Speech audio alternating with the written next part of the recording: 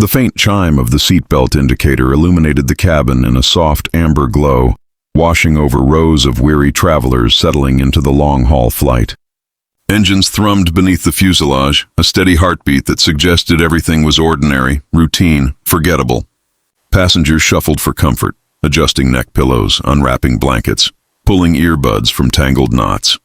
Screens flickered to life with movies ready to distract them from the miles of sky ahead. By the window in row 13, seat F, a woman rested quietly. Nearing 40, though she carried herself like someone ageless, she wore simple denim and a loose gray hoodie. A pair of unremarkable aviator sunglasses perched atop her head, tucked into hair loosely tied back. She looked like anyone. Someone easy to overlook, someone who clearly preferred it that way. Her small leather bag rested under the seat in front of her, zipped, untouched since boarding. She kept her focus on the paperback open in her lap, though she hadn't turned a page in minutes. She wasn't reading. She was listening. Every sound, every shift in engine pitch, every cough, buckle click whispered conversation. Vigilant habits that never left her, no matter how far she'd run from the life that built them.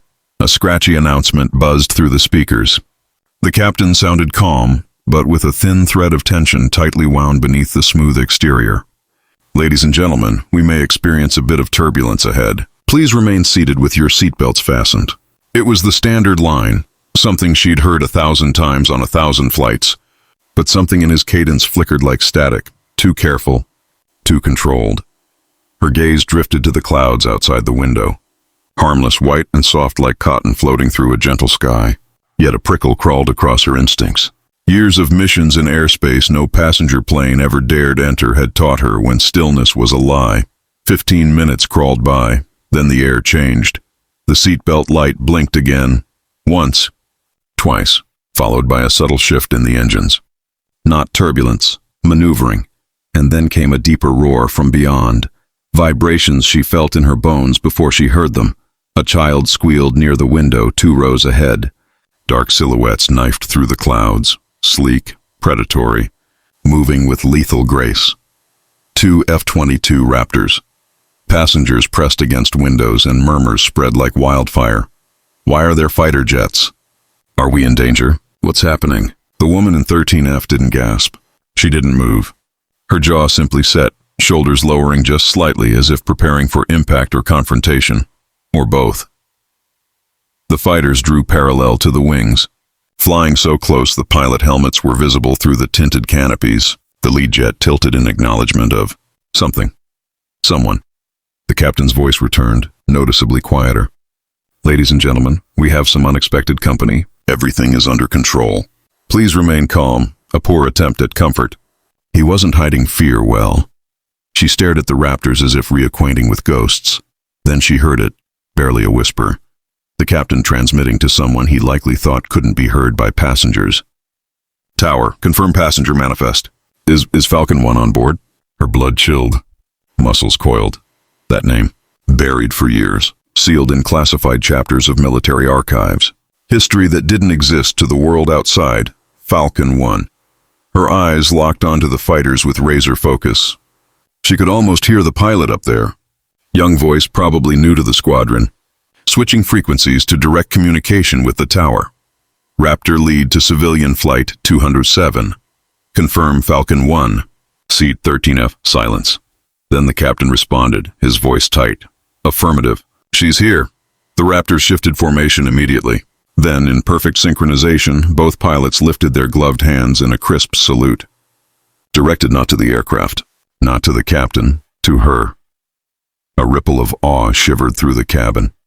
Strangers craned around seatbacks, eyes wide, uncertainty now laced with respect, or fear. The man beside her swallowed hard and finally found the nerve to speak. Who are you? Her lips twitched into the faintest, most controlled smile. Just a passenger, she murmured, and turned away. Hours earlier, she had slipped through the airport like a phantom. No medals, no uniform, no insignias that tied her to her true identity. Her boarding pass said E. Carter, generic, disposable. She never carried more than what she could run with. No laptop, no checked luggage. Only one bag containing what mattered. A promise. She hadn't flown commercial since leaving active service. but today demanded she abandon her silence. A friend, more a brother than any blood relative, had been lost on duty.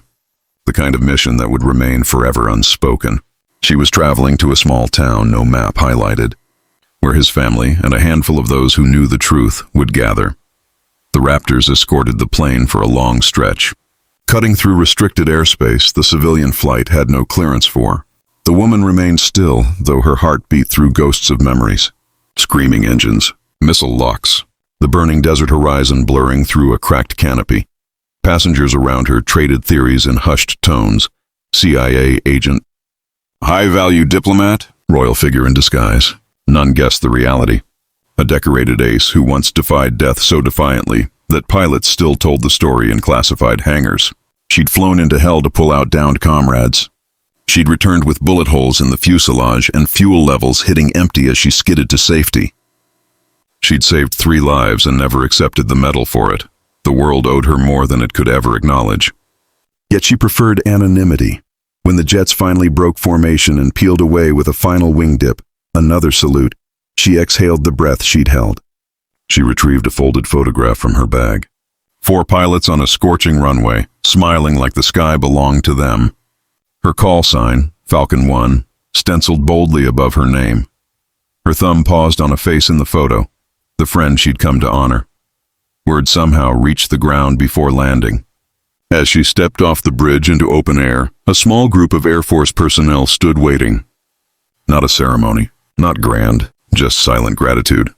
A young officer approached, nervous but proud, his salute sharp. "Ma'am, my father flew with you." "You saved his life." She returned the salute. Acknowledgement made. Gratitude accepted. Nothing more needed. She disappeared into the terminal without fanfare. That evening, in a quiet field lined with candles flickering in the breeze, she watched the sunset bleed into the horizon like a final flight path. Around her stood the few people who knew what she'd sacrificed, what she'd carried alone. None called her by the name on her passport. They called her Falcon One. For a rare moment, she let the weight of that name rest on her shoulders like a familiar flight jacket. Heavy, but not unwelcome. Somewhere far above, faint jet engines rolled across the sky like a salute from the heavens. She smiled. Her mission today wasn't combat. It was remembrance, and she had completed it. If this touched your heart, make sure to like, comment, and subscribe. Your support means everything.